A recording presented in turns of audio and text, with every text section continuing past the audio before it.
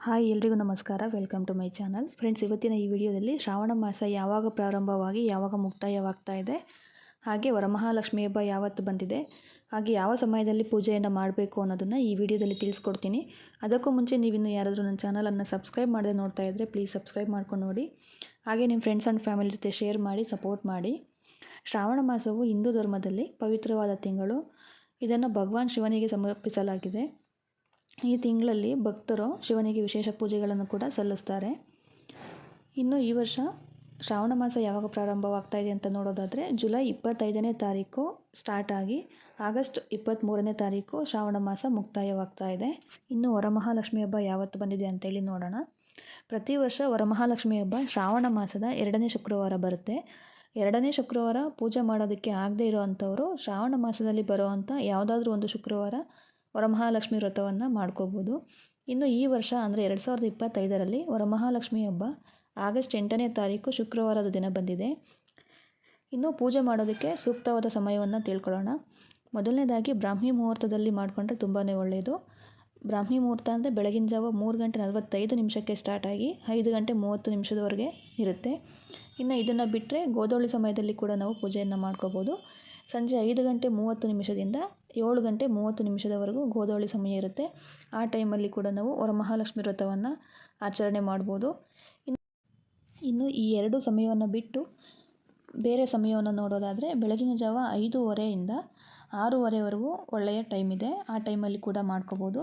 ಇನ್ನು ಅದನ್ನು ಬಿಟ್ಟರೆ ವೃಶ್ಚಿಕ ಲಗ್ನದಲ್ಲಿ ಪೂಜೆಯನ್ನು ಮಾಡ್ಕೋಬೋದು. ವೃಶ್ಚಿಕ ಲಗ್ನ ಸ್ಟಾರ್ಟ್ ಆಗೋದು ಮಧ್ಯಾಹ್ನ 1:22ದಿಂದ 3:41 ಇರುತ್ತೆ. ಈ ಸಮಯದಲ್ಲಿ ಕೂಡ ಮಾಡ್ಕೊಬೋದು. ಇನ್ನು ಇದನ್ನು ಬಿಟ್ಟರೆ ಕುಂಭಲಗ್ನ ಇದೆ. ಕುಂಭಲಗ್ನದಲ್ಲಿ ಕೂಡ ನಾವು ಪೂಜೆಯನ್ನು ಮಾಡ್ಕೋಬೋದು. ಕುಂಭಲಗ್ನ ಸ್ಟಾರ್ಟ್ ಆಗೋದು ಸಂಜೆ 7:27ದಿಂದ 8:54 ಕೂಡ ಸಮಯ ಇರುತ್ತೆ. ಆ ಟೈಮಲ್ಲಿ ಕೂಡ ವರಮಹಾಲಕ್ಷ್ಮಿ ವ್ರತವನ್ನು ಆಚರಣೆ ಮಾಡ್ಬೋದು. ಇನ್ನು ಯಾವ ದಿಕ್ಕಿಗೆ ಲಕ್ಷ್ಮಿಯನ್ನು ಮುಖ ಮಾಡಿ ಕೂರಿಸ್ಬೇಕು ಅಂತೇಳಿ ನೋಡೋದಾದರೆ, ಪೂರ್ವ ದಿಕ್ಕಿಗೆ ಮುಖ ಮಾಡಿ ಕೂರಿಸಿದ್ರೆ ತುಂಬ ಒಳ್ಳೆಯದು. ಅದನ್ನು ಬಿಟ್ಟರೆ ಪಶ್ಚಿಮ ದಿಕ್ಕಿಗೆ ಮುಖ ಮಾಡಿ ಕೂರಿಸ್ಬೋದು. ಹಾಗೆ ಉತ್ತರ ದಿಕ್ಕಿಗೂ ಕೂಡ ಮುಖ ಮಾಡಿ ಕೂರಿಸ್ಬೋದು. ದಕ್ಷಿಣ ದಿಕ್ಕಿಗೆ ಮಾತ್ರ ಯಾವುದೇ ಕಾರಣಕ್ಕೂ ಲಕ್ಷ್ಮಿಯನ್ನು ಕೂರಿಸಬಾರ್ದು.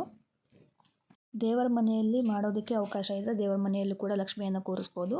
ದೇವರ ಮನೆಯಲ್ಲಿ ಜಾಗ ಇಲ್ಲ ಅನ್ನೋವಂಥವ್ರು ಹಾಲಲ್ಲಿ ಕೂಡ ಕೂರಿಸಿ ವ್ರತವನ್ನು ಮಾಡ್ಬೋದು. ಇನ್ನು ವರಮಹಾಲಕ್ಷ್ಮಿ ಹಬ್ಬದಲ್ಲಿ ಯಾವ ಬಣ್ಣದ ಸೀರೆಯನ್ನು ಲಕ್ಷ್ಮೀ ದೇವಿಗೆ ಉಡಿಸ್ಬೇಕು ಅಂತೇಳಿ ನೋಡೋದಾದರೆ, ಹಳದಿ ಬಣ್ಣ, ಹಾಗೆ ಕೆಂಪು ಬಣ್ಣ, ಹಾಗೆ ಹಸಿರು ಕಲರ್ ಸೀರೆಯನ್ನು ಉಡಿಸ್ಬೋದು. ಇದನ್ನು ಬಿಟ್ಟು ಬೇರೆ ಯಾವುದೇ ರೀತಿಯ ಬಣ್ಣದ ಸೀರೆಯನ್ನು ಕೂಡ ಉಡಿಸ್ಬೋದು. ಆದರೆ ಕಪ್ಪು ಬಣ್ಣ ಹಾಗೆ ಸಿಮೆಂಟ್ ಕಲರ್ ಬಣ್ಣ, ಈ ಎರಡು ಬಣ್ಣವನ್ನು ಪೂಜೆಗೆ ಬಳಸಬಾರ್ದು. ಯಾವುದೇ ಪೂಜೆಗೆ ಆಗಲಿ ನಾವು ಈ ಎರಡು ಬಣ್ಣವನ್ನು ಬಳಸಬಾರ್ದು. ಹಾಗೆ ನಾವು ಕೂಡ ಪೂಜೆಯನ್ನು ಮಾಡುವಾಗ ಕಪ್ಪು ಬಣ್ಣದ ಬಟ್ಟೆಯನ್ನು ಧರಿಸಿ ಪೂಜೆಯನ್ನು ಅಥವಾ ವ್ರತಗಳನ್ನು ಮಾಡಬಾರ್ದು. ಈ ವಿಡಿಯೋದಲ್ಲಿ ಶ್ರಾವಣ ಮಾಸ ಯಾವಾಗ ಪ್ರಾರಂಭವಾಗಿ ಯಾವಾಗ ಮುಕ್ತಾಯವಾಗುತ್ತೆ, ಹಾಗೆ ವರಮಹಾಲಕ್ಷ್ಮಿ ಹಬ್ಬ ಯಾವ ದಿನಾಂಕದಂದು ಬಂದಿದೆ, ಯಾವ ದಿಕ್ಕಿಗೆ ಮುಖ ಮಾಡಿ ಕೂರಿಸ್ಬೇಕು, ಹಾಗೆ ಪೂಜೆಗೆ ಸೂಕ್ತ ಸಮಯವನ್ನು ತಿಳಿಸ್ಕೊಟ್ಟಿದ್ದೀನಿ ಈ ವಿಡಿಯೋದಲ್ಲಿ. ಈ ವಿಡಿಯೋ ನಿಮಗೆ ಇಷ್ಟ ಆಗಿದೆ ಅಂತ ಭಾವಿಸ್ತೀನಿ. ಈ ವಿಡಿಯೋ ನಿಮಗೇನಾದರೂ ಇಷ್ಟ ಆಗಿದ್ರೆ ಪ್ಲೀಸ್ ವಿಡಿಯೋಗೊಂದು ಲೈಕ್ ಮಾಡಿ, ನನ್ನ ಚಾನಲನ್ನು ಸಬ್ಸ್ಕ್ರೈಬ್ ಮಾಡ್ಕೊಳ್ಳಿ. ಹಾಗೆ ನಿಮ್ಮ ಫ್ರೆಂಡ್ಸ್ ಆ್ಯಂಡ್ ಫ್ಯಾಮಿಲಿ ಜೊತೆ ಶೇರ್ ಮಾಡಿ ಸಪೋರ್ಟ್ ಮಾಡಿ. ಇನ್ನು ಮುಂದಿನ ವಿಡಿಯೋದಲ್ಲಿ ವರಮಹಾಲಕ್ಷ್ಮಿ ವ್ರತವನ್ನು ಯಾವ ರೀತಿ ಆಚರಣೆ ಮಾಡಬೇಕು, ಹಾಗೆ ಕಳಸವನ್ನು ಕೂರಿಸ್ದೇ ಫೋಟೋ ಇಟ್ಟು ಯಾವ ರೀತಿ ಪೂಜೆಯನ್ನು ಮಾಡಬೇಕು, ಮಡ್ಲಕ್ಕಿ ಕೊಡೋದು ಯಾವ ರೀತಿ ಕೊಡ್ತಾರೆ ಅನ್ನೋದನ್ನು ಮುಂದಿನ ವಿಡಿಯೋಗಳಲ್ಲಿ ತಿಳಿಸ್ಕೊಡ್ತೀನಿ. Thank you for watching.